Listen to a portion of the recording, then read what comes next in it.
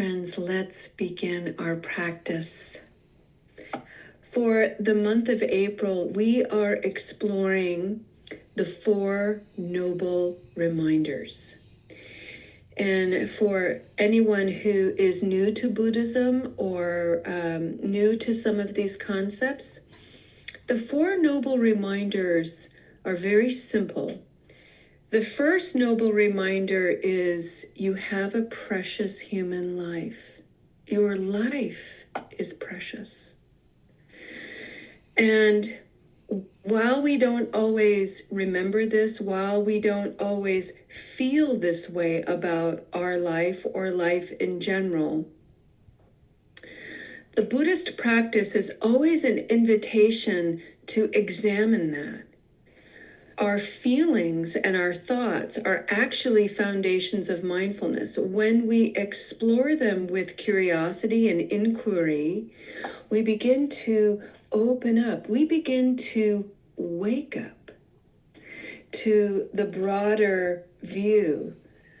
And one of those broad views, and this, what amazes me about this particular reminder is that the Buddha was teaching about this almost 2,600 years ago, where people still believed the earth was flat.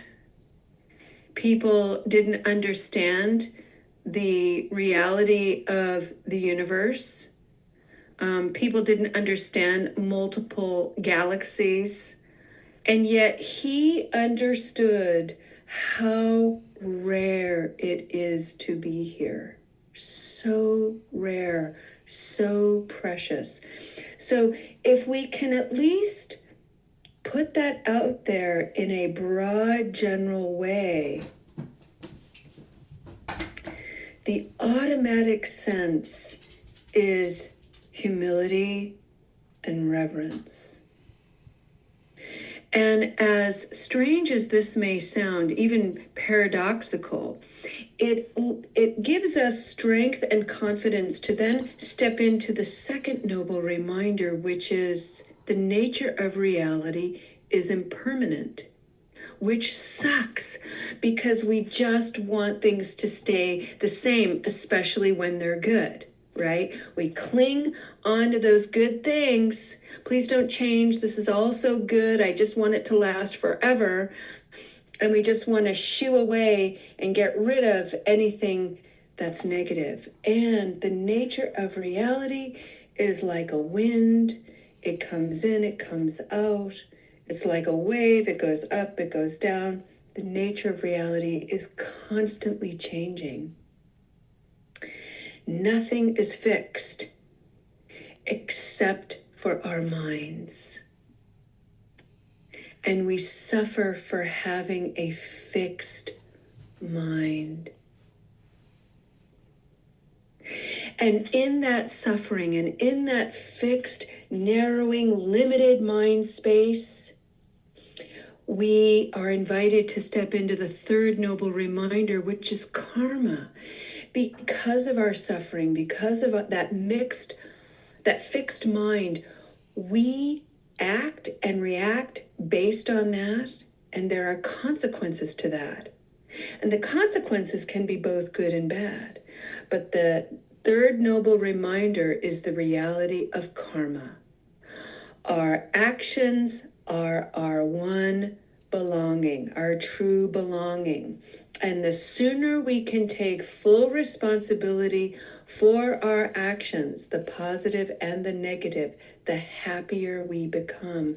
But we have a long history of avoiding our actions and reactions. So the Buddhist practice is all about cultivating courage, strength in presence, openness in heart and mind, to be able to weather the reality of our actions and reactions so that our responses become wiser, more mature, and skilled. And when we can do that, friends, we begin to see the fourth noble reminder, which is, my God, this is all such a falsehood. The repetition, the repeated attitudes I continue to harbor, the biases, the prejudices, the limits that I place on myself and others continues to be this cyclical pattern. And it is getting me nowhere. I'm a hamster on a wheel, confined by the conditions of my own making. And I have the wisdom and the power and the creativity and the intelligence and the joy to get off the wheel, step into the wide open space. Oh my gosh, life is so precious. And there we are again. So that's what we're exploring this month.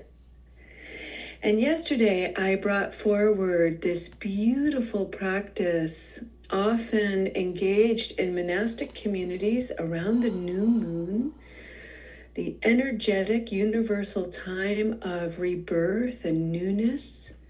And it's called Pasade, the Pasade practice. And this is all about working with forgiveness as a way of cultivating inner peace. And the number one focus of attention is regret. And the practice of looking at our regret is not only looking at the action that we regret, but looking at the energy,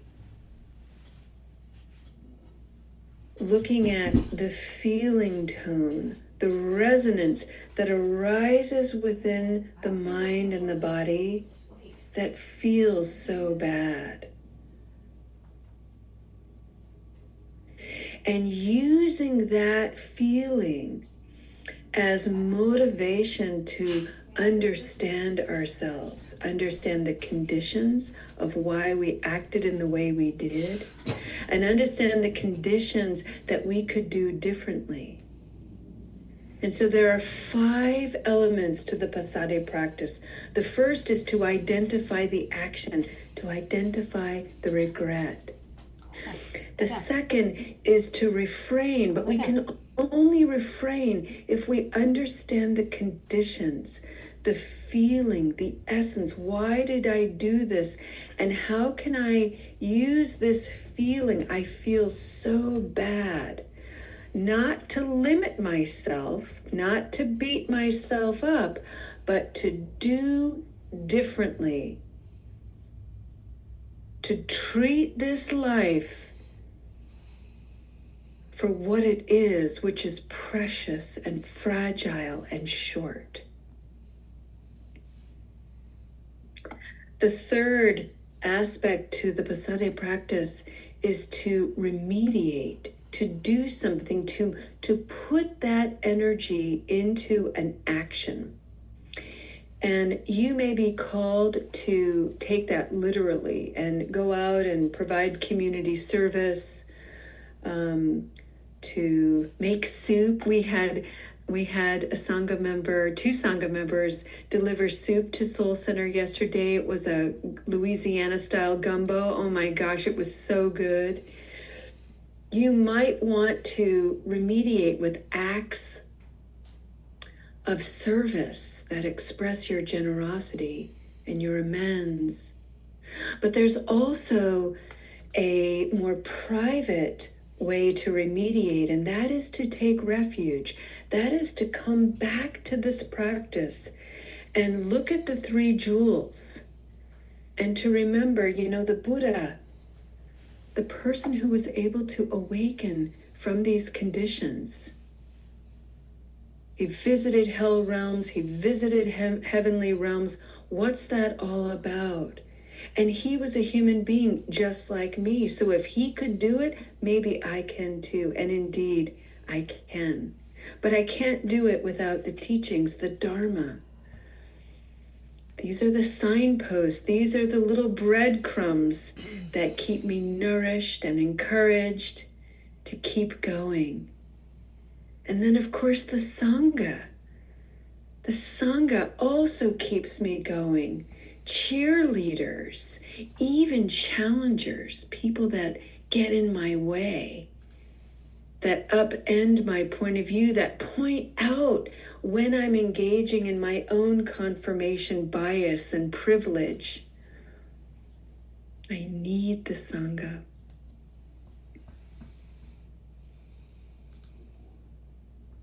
And together we come into the fourth aspect of the Pasade practice, which is the resolution.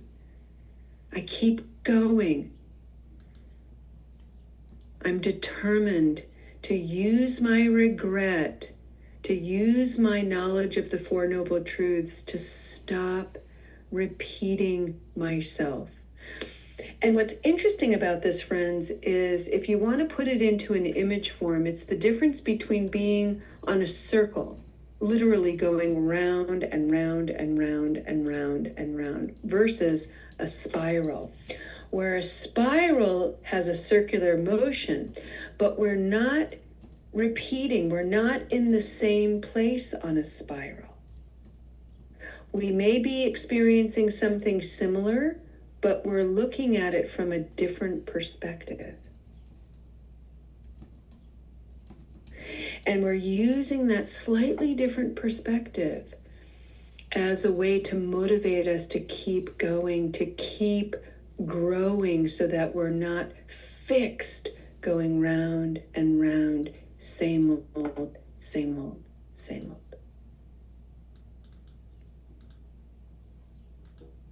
The fifth practice in the Pasade practice is one that I created for this. It's not traditional in the monastic communities, but it helps me, which is the reminder that this will repeat. And that's the notion of a spiral. Just because I have a regret, just because I understand it, just because I have taken refuge and I'm really determined to not make that mistake again, to let it go, whatever it is that I'm telling myself, I am going to repeat it in some way. Regrets are usually big deals. They're usually highly complex. And so in order to get at these complex issues, I'm bound to revisit it in multiple ways, from multiple angles, under different conditions. That's the spiral. Galaxies are spirals. I am part of those galaxies. So of course I spiral. I go round and round, but each time, if I'm paying attention, I open up and I see something new. Now, the thing about a Pasade practice that I want to emphasize is that it's private. Traditionally, this is a lengthy meditation. It's silent. It's highly contemplative. And the reasons for this, friends, is because working with regret is personal. Working with regret is complex, complicated. Working with regret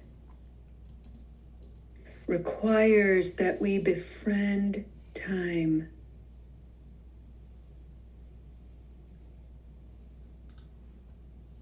We befriend time. Time has very little interest in what we think.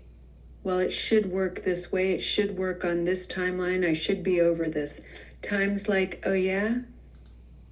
What a curious story you're telling yourself. Would you look at that? So we befriend time, and we remember that time is an ally. And when we can remember and come from a place that time is an ally, then we begin to cultivate trust.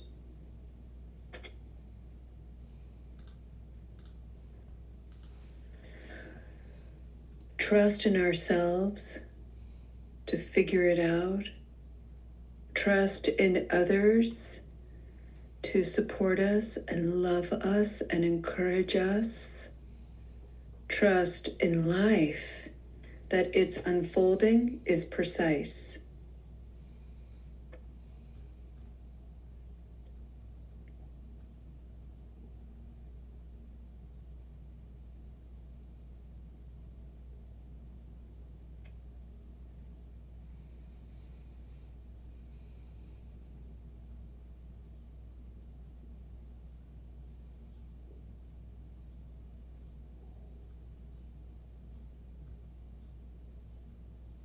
I mentioned yesterday that I would touch upon the realms of heaven and the realms of hell, and I intend to briefly. I simply want to offer a seed, a perspective, and this is entirely a personal perspective. This is Julia's thought, and I offer it to you without an invitation for you to agree with me. I simply want to stimulate your own mind. I grew up in an environment, in a mythology, where heaven was a real place, purgatory was an in-between place, and heaven was a real place after death. I grew up in an environment where I never once believed I was going to hell, even as a real place. I felt destined for that middle way place, but I never had any relationship to heaven at all, which was curious. In my early 20s, I intentionally left that church, that my faith, my spiritual practice of my youth. And many of you know this story, and I broke my parents' hearts doing so. But I could not subscribe to the notions of hell, heaven, or even purgatory. And when I started studying Buddhism, I was pretty discouraged about these ideas of the Buddha traveling to the lower realms and the higher realms and all of that. And I had to remember that this is cultural. And then I felt invited to do what the Buddha always encouraged, was take the lesson, take the Dharma, and see how it comes alive in you. So at this time, in my early 20s, I was also learning about gardening, and I was learning about my Celtic roots, and I was really involved in the science of Earth and the universe. And so I really wanted to think about hell as a place right here, right now, and heaven as a place right here, right now.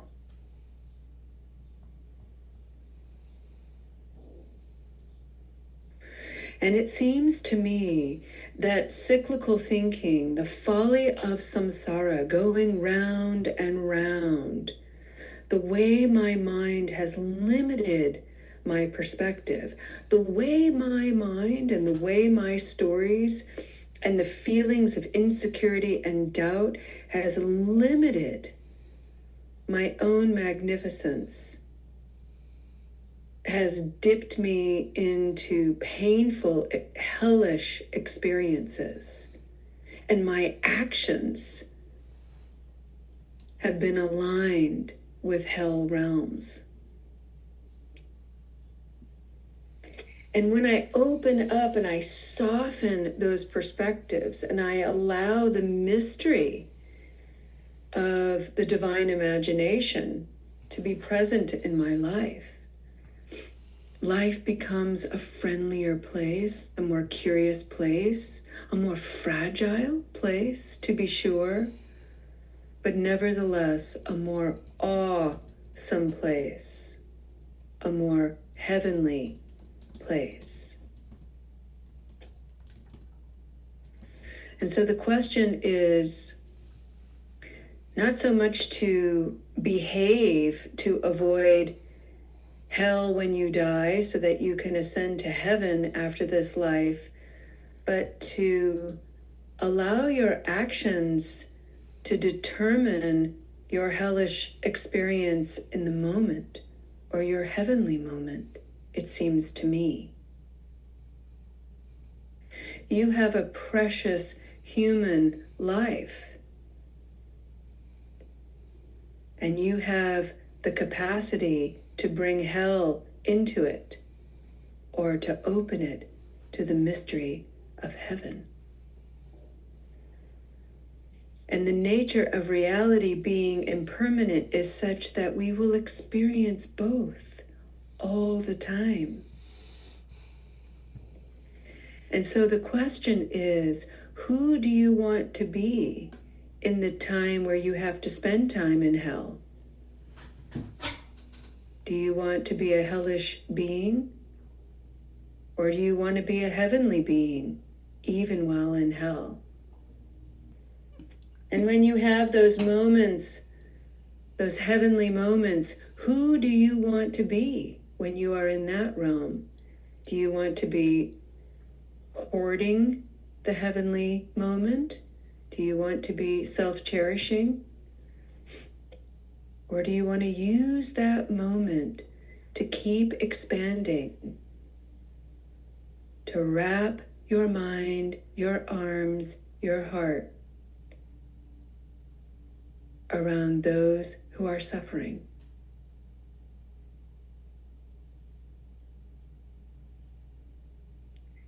This is the question. What do you want to do with your precious human life? How will you work with your regrets? How will you awaken to the wonder of being here?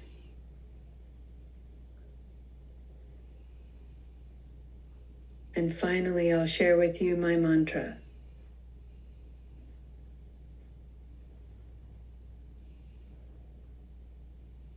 I have never been a mistake in the eyes of the divine.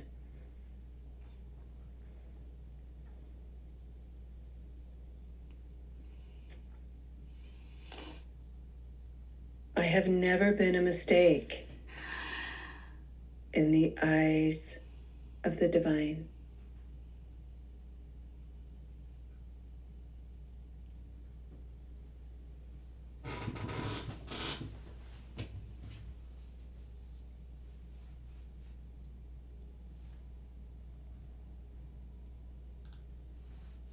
Friends, we are here to slowly grow, awaken, and see with divine eyes.